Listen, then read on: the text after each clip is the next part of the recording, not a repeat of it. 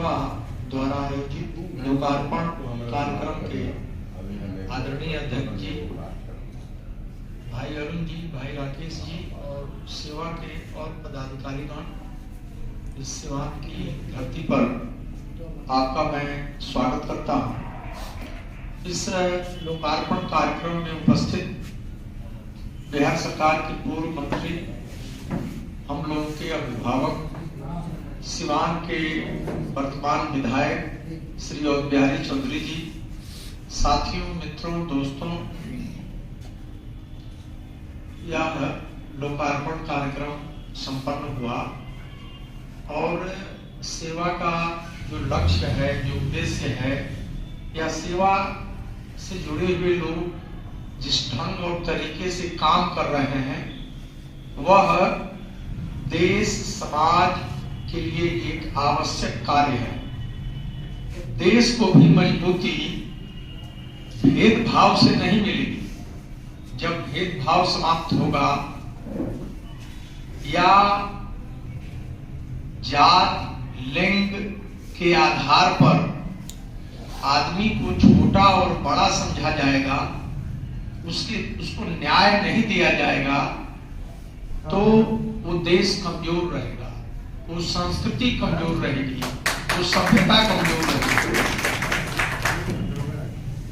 इस जो वर्ष बीत गया उसमें एक बड़ी मुझको तकलीफ देने वाली घटना हुई। यहाँ पॉल बैठा हुआ है, हम दोनों व्यक्ति और भी हमारे मित्र होंगे जो काशी हिंदू विश्वविद्यालय से पढ़े होंगे। वहां एक अल्पसंख्यक की नियुक्ति हुई, आपको मालूम है। वहां वेद वगैरह की पढ़ाई अलग होती है, संस्कृत की पढ़ाई विषय के रूप में अलग होती है। क्या पाओ? वेद अलग संकाय है ना वहां, उसमें उसकी नियुक्ति हुई और उसकी नियुक्ति बिल्कुल विधिवत प्रक्रिया से हुई। और आप जानते हैं कि किसी भी केंद्रीय विश्वविद्यालय में सहायक प्रोफेसर बनने की राष्ट्रीय स्तर के मानदंड है और सारे मानदंडों को में वो सफल हुआ लड़का और उसको कार्यभार ग्रहण कुछ लुच्चे लफंगे और जिनका सोच और समझदारी देश हित में वो नहीं है, मेरे जैसा व्यक्ति मानता है वे देश हित की बात करते हैं, पर देश को तोड़ने वाली इससे बड़ी कोई घटना नहीं हो सकती है एक वर्ष जो हुई। और उसको सरकार विफल रही, राज्य सरकार हो, केंद्र की सरकार हो, सरकार विफल रही, समाज चुप रहा। समाज को भी उत्तर देना चाहिए था, देश का बुद्धिजीवी चुप रहा। वो घटना सुनने में छोटी लगती है, परंतु वह देश की एक बड़े जो जिस मिजाज और बनावट का आप उल्लेख कर रहे हैं, उसका एक नमूना है जो दिखाई पड़ा काशी हिंदू विश्वविद्यालय में। और उस लड़के को कार्यभार ग्रहण नहीं करने दिया गया, उसको दूसरे विभाग में भेज दिया गया। बहुत छोटी घटना है जो हमारे आंख के सामने से गुजर गई और हम देखते रह गए। तो इस तरह की ताकतें कितनी मजबूत हैं और उनसे लड़ने के लिए आपको कितनी वैचारिक तैयारी की जरूरत है, इसका अनुमान आप लगा लीजिए, अपने दिल पर हाथ रखकर पूछ लीजिए। मैंने जब 13 और 200 पॉइंट की बात आई थी और बड़े पैमाने पर इलाहाबाद हाई कोर्ट का जब निर्णय आ गया, तो बड़े पैमाने पर गोरखपुर में नियुक्ति हुई, भोपाल में नियुक्ति हुई, बहुत जगह नियुक्ति हुई। सारे नियम को एकदम ताक पर रखकर एक तरह की नियुक्तियां हुई। मुझसे पटना में काम करने वाले जवाहरलाल नेहरू विश्वविद्यालय के बहुत से बड़े बड़े अधिकारी एक दिन रात में मिले। उन लोगों ने कहा कि माननीय मुख्यमंत्री तक इस बात को आप पहुंचाएंगे। मैं रमेश कुशवाहा को लेकर माननीय मुख्यमंत्री जी के पास गया और मैंने सारी बातें कही। उसी दिन वो बीमारी से उठे थे। उन्होंने कहा कि वीरेंद्र जी, बिहार में तो ये नहीं हो रहा है। हमने कहा कि इस तरह की बात कहना ठीक नहीं है माननीय मुख्यमंत्री जी। जब सुप्रीम कोर्ट का फैसला हो जाएगा तो बिहार में भी लागू होगा और उससे बिहार अलग नहीं रह सकता है। और बाद में विधान परिषद से वो प्रस्ताव पारित करके और भेजा गया कि ये जो इलाहाबाद हाई कोर्ट का और सुप्रीम कोर्ट का जो फैसला आया है उसके कारण जो 27% का आरक्षण है वो लागू नहीं हो सकता है। उसमें यूनिट बांटने की जैसे दरोगा राय कॉलेज था, तब इसकी नियुक्ति होगी तो इसमें हिंदी विभाग के 2 पद निकलेंगे और उसमें 27% लागू नहीं होगा, वो अनारक्षित हो जाएगा। यही उसमें मूल बात थी। बाद में मुख्यमंत्री ने उस चीज को स्वीकार किया और विधान परिषद से उस प्रस्ताव को हम लोगों ने दिया। थोड़ा सावधान सतर्क रहने की जरूरत है। यहां सब पढ़े लिखे लोग हैं, कुछ पढ़ने लिखने की भी जरूरत है। और ये जिस पुस्तक का लोकार्पण हम लोगों ने किया है उसमें समाज की जो सोच और चिंतन है उसको वैज्ञानिक बनाने के लिए, तार्किक बनाने के लिए इस पुस्तक में जिन लोगों का उल्लेख है उन लोगों ने व्यवहारिक काम किया, धरती पर काम किया। एक विचार सिद्धांत में काम करना और धरती पर उतर के काम करना, इन दोनों में अंतर होता है।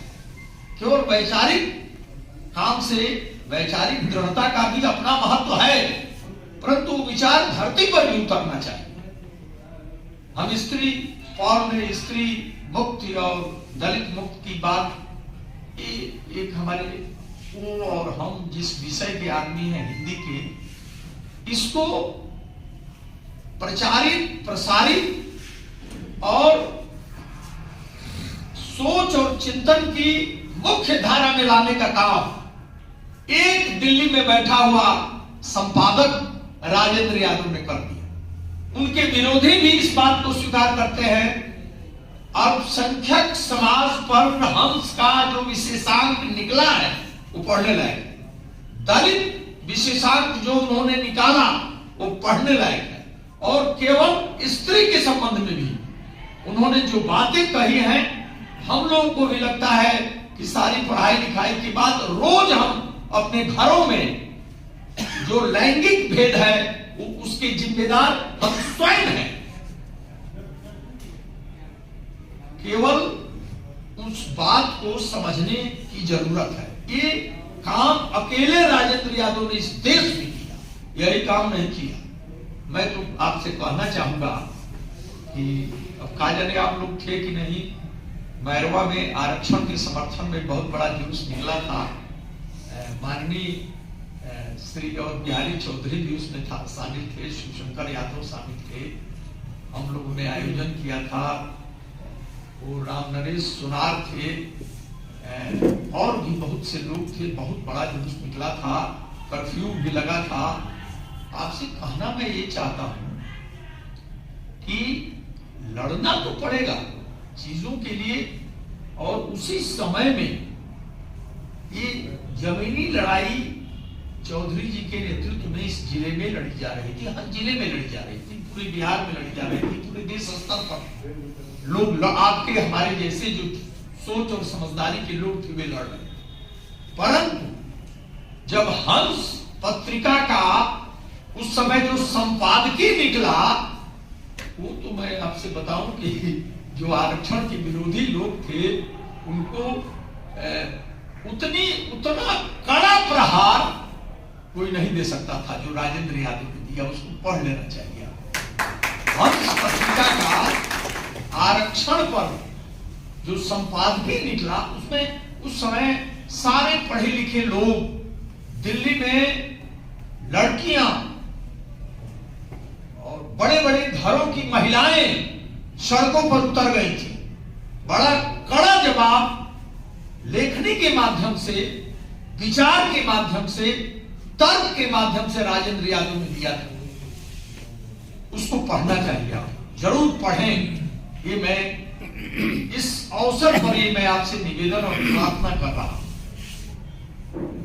मैं तो भाई 11 बजे पहुंच गया था और समय की गड़बड़ी के कारण आप लोग नहीं आ पाए। हमें एक और कार्यक्रम में समय दे दिया है, तो मुझे गोरियाकोठी जाना है, क्षमा करेंगे। मैं आदरणीय अपने पूर्व मंत्री जी से भी क्षमा मांगता हूँ, साथियों से भी क्षमा मांगता हूँ, सेवा के पदाधिकारियों से भी क्षमा मांगता हूँ। मैं आपके बीच नहीं रह पाऊंगा क्योंकि वो कार्यक्रम हमारा पहले से निश्चित था, उसमें जाना है। सबको प्रणाम और इस काम में हम लोग आगे बढ़े। सेवा के लोगों से मेरा आग्रह है कि देखिए, गांधी अंग्रेजों के खिलाफ जब लड़ रहे थे तो वो व्यवहारिक काम भी करते थे, सफाई का काम, छुआछूत पर भी बोलने लगते थे। तो लोग समझते थे कि गांधी आजादी की लड़ाई की भी बात करता है, गोलमेज कॉन्फ्रेंस में भी जाता है और पखाना साफ करने की बात करने लगता है। तो हमें आत्मालोचन भी करना है, अपने को शुद्ध और वैचारिक रूप से संपन्न करने के लिए, अपने को ठीक करने के लिए भी बहुत सा काम करना है। सेवा के लोगों से मेरा आग्रह कि हम लोगों को छोटी छोटी चीजें जो सामाजिक बिखराव का कारण बनती है उनको चिन्हित करके उनको अभियान के रूप में चलाना चाहिए। ये काम करना पड़ेगा। इस तरह की योजनाएं अभी ये इस पर विचार और चिंतन करके ये काम करना पड़ेगा। उसकी अनुक्रम बनाना पड़ेगा, प्रायोरिटी बनानी पड़ेगी, 1 2 3 4, और वो भी काम होना चाहिए। केवल हम सभाएं करेंगे, बैठकें करेंगे, मीटिंगें करेंगे, इससे दुनिया नहीं केवल बदलेगी। इसकी वो जो समाज बदलना है उसकी पृष्ठभूमि यहाँ जरूर तैयार होती है, परंतु वह भी करना जरूरी है। ये मैं सेवा के लोगों से कहने की धृष्टता कर रहा हूं कि ये काम होना चाहिए और हर आदमी को सावधान, सतर्क जो जहां है उसको होना पड़ेगा। तब इस समाज 1000 वर्षों से ये गुलामी में फंसा हुआ जो समाज है उसको निकालना कोई सामान्य काम नहीं है, बहुत कठिन काम।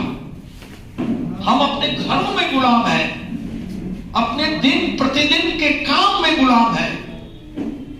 हम जब कोई भी काम करने जाते हैं तो हमारा दिमाग गुलाम है, सोचता है कि आज रविवार है, परसों बुधवार है, दाढ़ी बनाते हैं, इस पर भी सोचते हैं, खाने में सोचते हैं, उठने में भी सोचते हैं, बैठने में सोचते हैं, एकदम जकड़ा हुआ है। इसको तोड़ना आसान काम नहीं है। दिमाग को बड़ा वैचारिक रूप से संपन्न बनाना पड़ेगा। इन्होंने तो दरोगा राय कॉलेज के प्रोफेसर साहब अंग्रेजी वाले तो बड़ा व्यवहारिक ढंग से उन बातों को कहते हैं, अच्छा लगता है हमें बहुत। तो सब लोगों को, हम लोगों को इस काम को करना होगा। इन्हीं शब्दों के साथ आप तमाम लोगों को मैं प्रणाम